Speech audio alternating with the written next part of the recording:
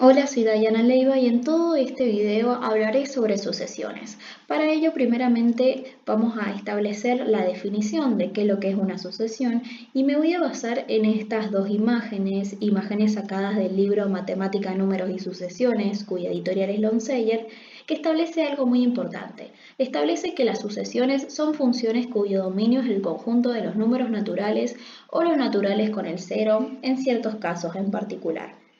Claro está que siempre que nos encontramos con nuevos términos o temas de matemática, debemos establecer un común acuerdo acerca de sus notaciones para que a fines prácticos todos nos podamos entender. Es por ello que en la siguiente diapositiva, sobre todo en la segunda imagen, estableceré cuáles son los términos con los que vamos a trabajar. Por ejemplo, podemos observar que la sucesión se expresa entre paréntesis y dentro de los paréntesis iría el término general, en donde el término general no es más que una función de n, es decir, la expresión f de n, siendo n un número natural y también denominado índice. Por otro lado, podemos observar que tenemos dos elementos más, r y d, siendo r la razón de la sucesión y d la diferencia de la sucesión. Estos dos elementos, R y D, son elementos muy importantes que nos van a permitir ampliar sobre el tema de sucesiones más a continuación. También observamos de que tenemos S sub n, y S sub n establece la suma de los primeros n términos de una sucesión, o también conocido como suma enésima. Una vez que ya llegamos a un común acuerdo de que estos van a ser las notaciones que utilizaremos en las sucesiones, vamos a brindar un ejemplo. En nuestro ejemplo tendremos en cuenta esta función, cuyo dominio es el conjunto de los naturales con el cero, definida como f de n es igual a n más 2. Es decir, que ese f de n igual a n más 2 establecería lo que sería el término general. Ok, cuando n vale 0 tenemos a sub 1, sería el primer término, que vale 2. Cuando n vale 1 obtendríamos el segundo término, que es 3, y así sucesivamente. En definitiva, lo que estoy señalando a continuación establecen los términos. Aquí tenemos el primer término a sub 1, el segundo término a sub 2 y así sucesivamente hasta hallar el término general o también conocido como enésimo término. Otro de los elementos muy importantes es la suma enésima, que nosotros la denotamos como S sub n. Para abordar este tema seguiremos analizando aquellas actividades que ya realizamos anteriormente, cosa de que su concepto sea más afín. Por ejemplo, en el caso de los totales de COVID-19 determinados en un día. Ahí les presento la imagen de aquella actividad que ya habíamos realizado para que se haga más o menos esta explicación. Si deseamos determinar la suma del contagio en los primeros 3 días, es decir, cuando n es igual a 3, podemos observar que en el día 1 había solamente un contagiado. En el día 2, es decir, a sub 2, cuando la tasa de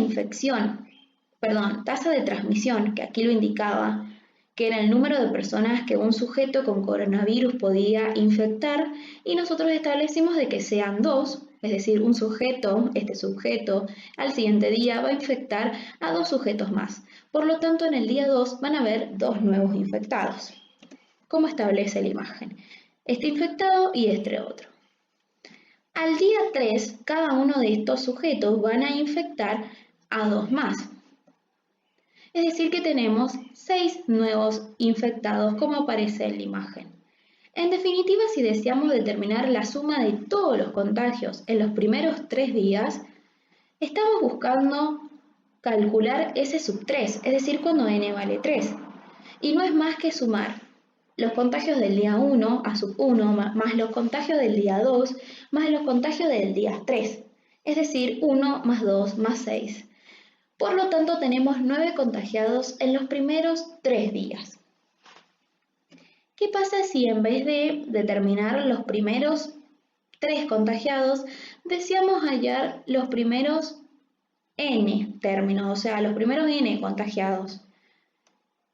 Entonces deberíamos calcular S sub n, es decir, los contagiados que tenemos en el primer día a sub 1 más el segundo día a sub 2, así hasta llegar al enésimo día. En definitiva, llegamos a la conclusión de que la suma enésima no es más que una sumatoria de todos los a sub i términos, con i variando desde 1 hasta n. Otro de los elementos importantes que habíamos destacado es la diferencia. Algunas sucesiones se caracterizan porque la diferencia entre un término y el anterior siempre es un mismo valor d. Por ejemplo, si tomamos la siguiente sucesión 2, 4, 6, 8 y así sucesivamente, una sucesión que ya habíamos trabajado, podemos observar que la diferencia entre A2 con A1 es 2 y así sucesivamente con cada uno de los otros términos. O lo que es lo mismo, para llegar al siguiente término se le suma un valor, que en este caso es 2, al término anterior.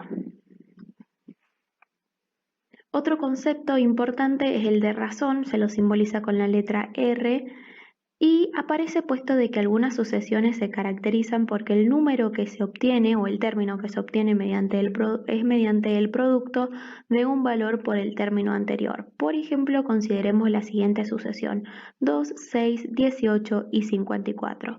Observamos que el segundo término no es más que multiplicar 3 por el anterior, el tercer término no es más que multiplicar 3 por el anterior y así sucesivamente. Es decir, que en este caso la razón es ese valor fijo que se multiplica, es 3. Si quisiésemos encontrar la expresión general o el término general, sería a sub n igual a 3 por a sub n menos 1, es decir, un término igual a 3 por el término anterior. Veamos un poco sobre sucesiones especiales. En la vida cotidiana estamos rodeados de diversas sucesiones, las cuales en algunos casos encontrar el término general no tiene por qué ser tan fácil. Sin embargo, aquellas sucesiones que verifican una ley de formación constante reciben el nombre de progresiones. Es decir, estas progresiones son aquellas sucesiones más fáciles de encontrar su término general y por suerte van a ser aquellas en las cuales vamos a estudiar. Hay dos tipos de progresiones, las progresiones aritméticas y progresiones geométricas, que charlaremos a continuación. Partiendo con las progresiones aritméticas, que de por sí son progresiones, es decir, que son sucesiones que verifican una ley de formación constante, se caracterizan porque cada término, salvo el primero, se obtiene sumando al anterior una cantidad fija de, que ya hemos conocido ese término de, es la diferencia de la progresión. En definitiva, el término general, que es con lo que más vamos a trabajar, nos indica que el término general es igual a sub 1, es decir, el primer término más n-1 por d, donde d es la diferencia. Y también es muy práctico conocer también la suma enésima, que en este caso es de la forma que aparece en pantalla. Es la semisuma entre el primer y el enésimo términos multiplicado por 2. Muchas veces es mucho más práctico realizarlo, la suma enésima, cuando la progresión es aritmética mediante esta fórmula, que haciendo la suma de los n primeros términos. Un ejemplo de progresión aritmética les podría brindar 1000, pero sin embargo, como hemos estado tratando con diversos ejercicios al azar, ahora va a ser el momento de unir todos ellos y determinar de que en particular se relacionaban todos. Por ejemplo, este ejercicio trataba de triángulos que a medida que hacíamos deslizar n, obteníamos diferentes valores, diferentes triángulos, es decir, cuando n vale 1 teníamos un triángulo, cuando n vale 2, 2 y así sucesivamente. Y lo que analizábamos era el número de segmentos que tenía nuestro triángulo, o el número de lados totales. Para explicarme mejor, vamos a ver el video. Podemos observar que en nuestro primer triángulo hay 3 lados o 3 segmentos. Quiero darle play, ahí está. En el segundo triángulo, que se encuentra solapado o pegado al anterior, tendríamos los 3 lados más 2 más, y así sucesivamente, es decir, que verifica esta ley de formación.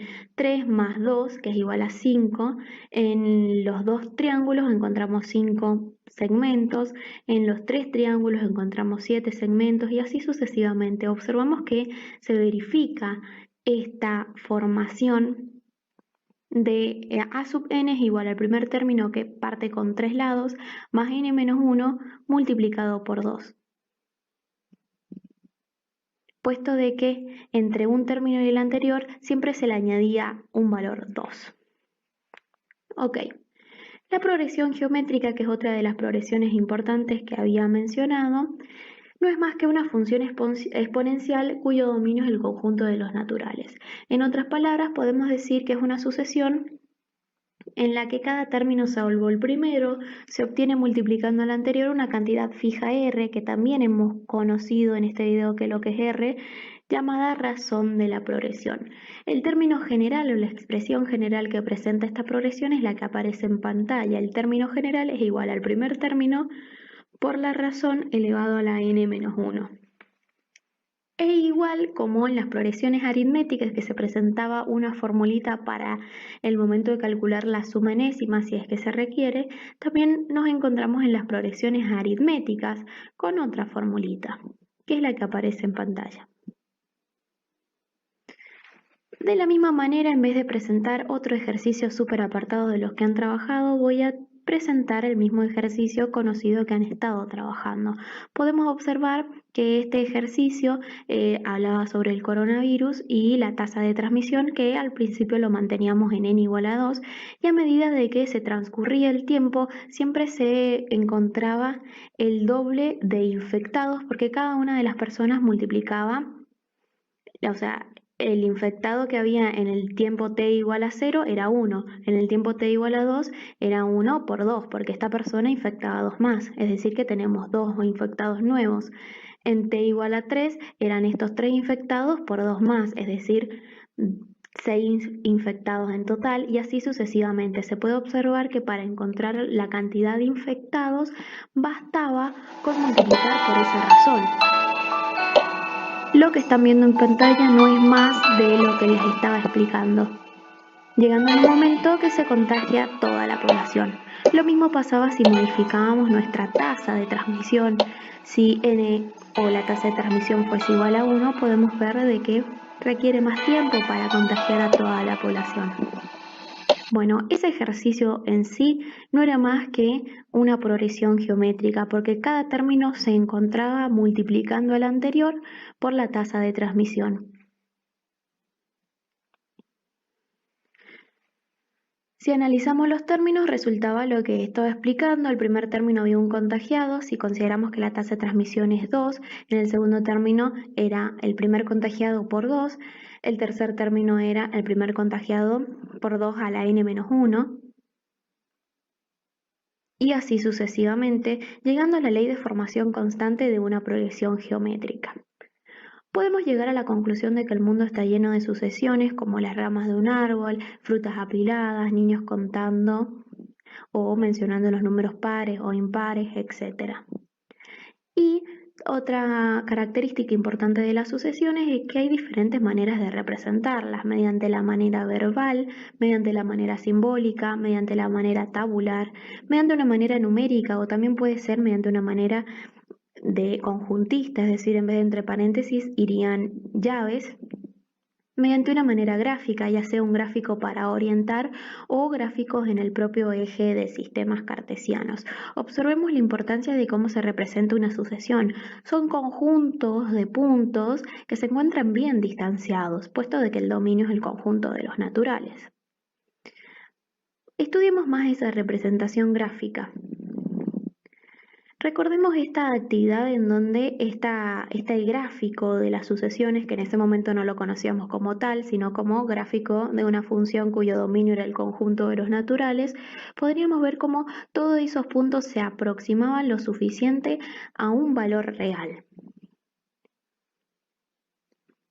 Y se llegó a que esas sucesiones se aproximan a un valor, como mencioné, donde no era más que establecer que la sucesión converge a dicho valor. Por ejemplo, en la imagen 1 la sucesión converge a 1, en la imagen 2 la sucesión converge a 2 y en la imagen 3 esa sucesión de números converge a 0. ¿Pero esto a qué se debe? Vamos a ver más a fondo partiendo directamente de funciones, que es un tema que ya tenemos comprendido. Si representamos esta función cuyo dominio es el conjunto de los reales y codominio también, observamos que ningún número logra que su imagen sea 2, pero sí muy cerca de 2. Y es aquí cuando establecíamos que la función converge a 2. Puesto que las sucesiones son funciones, y esto es algo muy importante, entonces, como las sucesiones son funciones y hay ciertas funciones que convergen, sería lógico pensar en este tema que serían sucesiones convergentes. Si representamos esta función, cuyo dominio sean los naturales y codominios sean los reales, en definitiva esta sucesión, y la graficamos, obtenemos esa lluvia de puntos que apareció a continuación y podemos observar cómo se aproxima lo suficiente a la recta y igual a 1. En este caso decimos que esta sucesión converge a 1. Es todo por hoy, todo lo que vamos a ver acerca de sucesiones y todo lo que relacionó con los puntos que habíamos trabajado. A continuación se presentará una actividad para que sea evaluado todo lo que han aprendido, y si hay alguna duda deberían volver a ver el video.